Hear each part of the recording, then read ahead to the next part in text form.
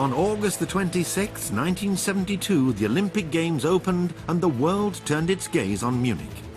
It was astonished at the new Germany, relaxed, cosmopolitan and friendly. And it was amazed at a futuristic stadium with the biggest tent roof of all time. Through it, Munich had set an architectural milestone.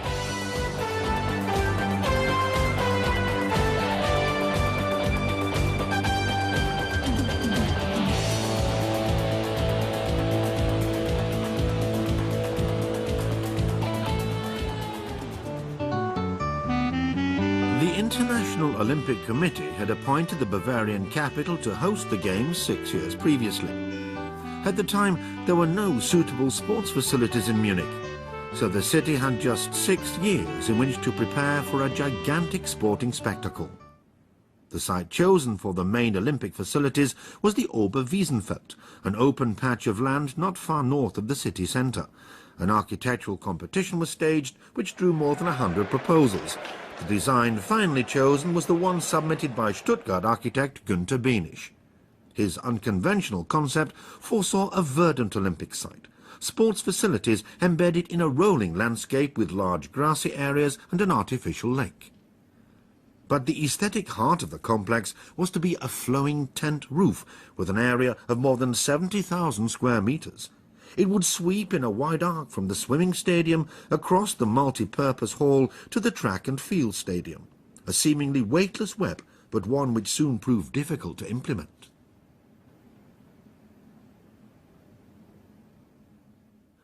Günther Behnisch asked architect and tent roof designer Frei Otto for help. Considering the huge dimensions involved, Otto suggested a cable net construction. At first, Behnisch had his doubts, but in the end he was convinced by Otto's model. The decision to build a tent roof was taken in May 1968.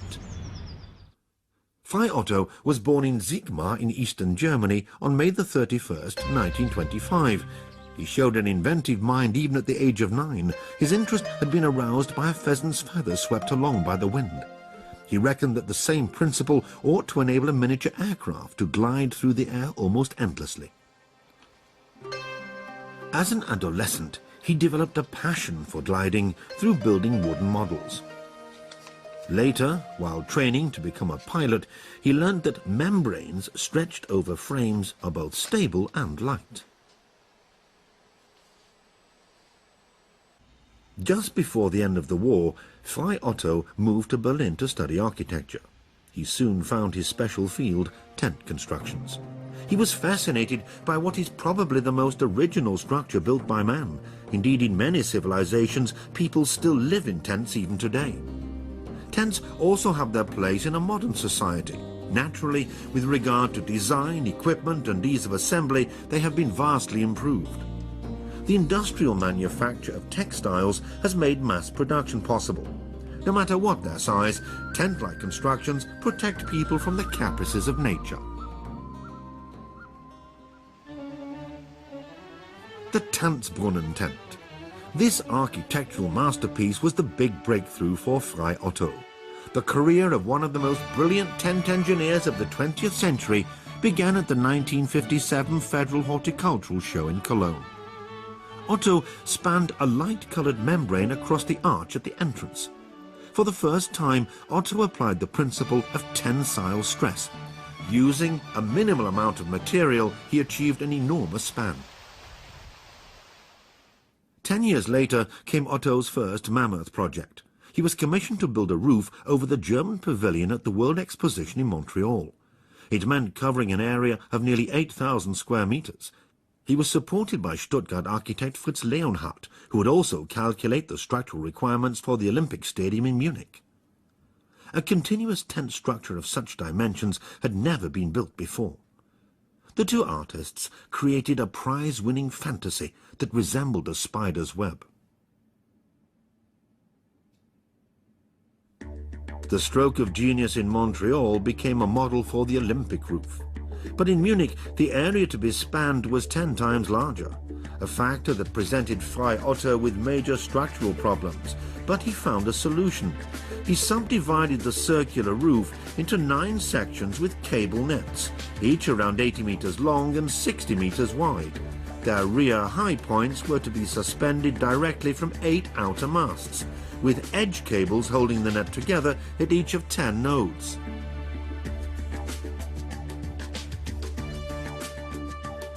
The cable nets were to form the framework for the roof and be pre-stressed so that later they would be able to bear the load. Cables curved in opposite directions were to be tensioned at right angles to the horizontal cables, giving the net its characteristic saddle shape. This kind of roof construction offers a wide range of design possibilities. The shape of the structure varies with the length of the cables used. The massive tent was to be built in stages. First of all, the huge foundations were to be anchored up to 35 meters deep in the ground. Then the masts were to be erected so that the prefabricated cable nets could be pulled up on them. Since they would be mounted on bearings, it would be possible to tilt the masts into the required position.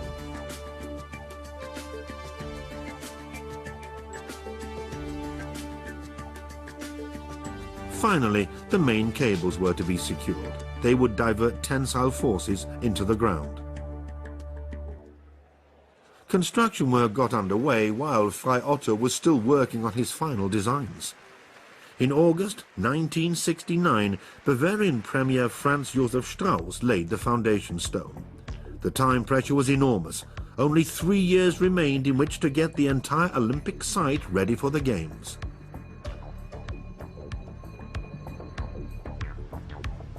The early onset of winter impeded the construction work. In bitterly cold weather, 600 workers began building the shell of the main stadium. By springtime, 3,300 men were working on the foundations for the huge arena. Frei Otto used different types of foundation for anchoring the roof.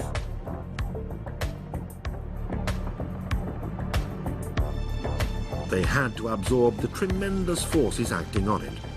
Excavators with special buckets dug huge slits. Steel mesh was lowered into the slits, which were then filled with concrete. Later, this would provide the masts and the main cables with the necessary stability. Prefabricated concrete sections were used for the stands. This enabled swift progress to be made with the shell construction. Men and machines worked day and night. In July 1970, after less than a year, the concreting work for the swimming stadium, the Central Sports University Complex, and the track and field stadium was completed. While the stadium was still taking shape in Munich, in Stuttgart, engineers were still working feverishly on the roof statics. Virtually every structural element of the futuristic tent had to be specially developed. So, every detail had to be checked in advance. How high would the pylons have to be? And what angle of inclination would they need? How big should the supports be? What about the nets? What sort of curvature and which mesh size would be optimal? Precise details had to be given so that production of the parts could begin. Here, at the Institute for Lightweight Structures at Stuttgart Technical University, Frei Otto's staff planned the construction of the roof. To obtain concrete measurements for the various elements, they made a wire model for simulating the stresses which the roof would have to withstand. It was a Herculean task. To evaluate the data, they had to solve an equation with more than 10,000 unknown factors. For the first time, the dimensions were calculated by computer, a pioneering achievement by the team under Frei Otto.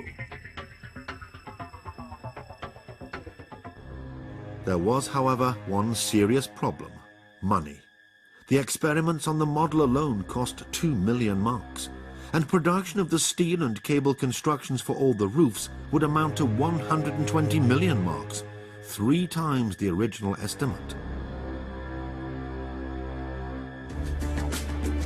Despite the miscalculation, construction work got underway 18 months before the Olympic Games were due to open. The scaffolding for the edge cables was erected. The masts were mounted on ball joints so that they could be tilted into the correct position when the main cables were tensioned. The movable bearings would also enable the masts to react flexibly later to changes in the tensile load caused, for example, by snowfalls. More than 100,000 meters of cable had to be woven into nets, with a flexible node every 75 centimeters, a pattern with which Frei Otto wrote architectural history.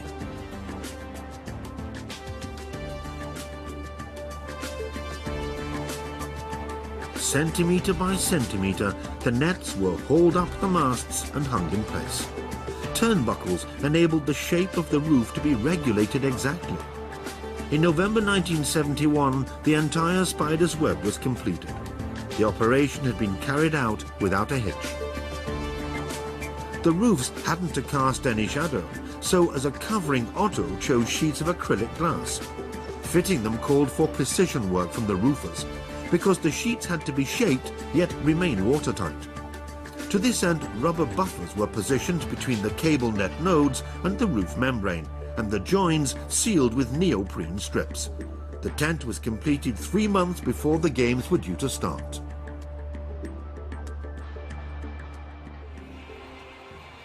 In August 1972, Munich showed itself to be a worthy host. The picturesque roof found worldwide acclaim. Even though a terrorist massacre cast a terrible shadow over the games, it failed to stop them.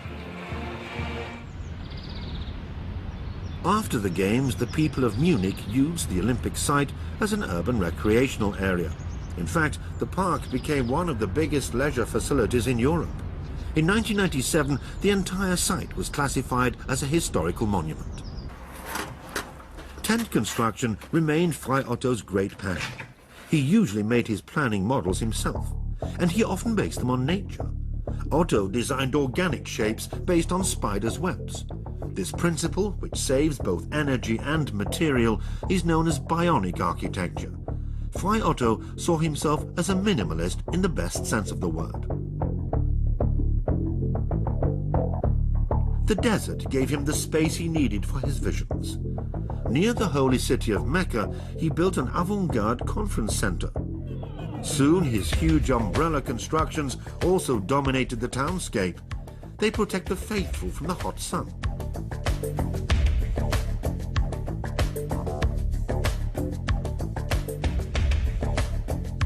The indoor sports stadium he built in Jeddah is based on a Bedouin tent.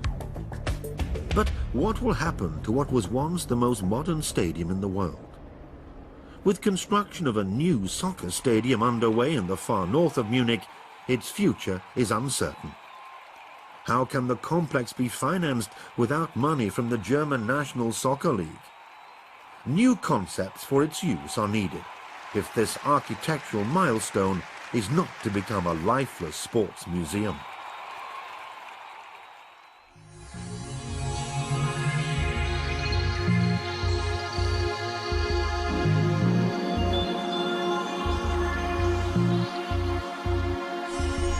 Günther Benisch wanted to modernize the Olympic Stadium by lowering the playing surface and roofing it over completely. But the idea was turned down. After a fierce debate, it was decided to build a new stadium and not to modify this architectural gem. The impressive building in the Olympic Park is seen as the gift of a century to the people of Munich. For many, it has become the landmark of this international city with a heart. Through his unique tent roof, Frei Otto created a symbol for the future. A future is what it so richly deserves.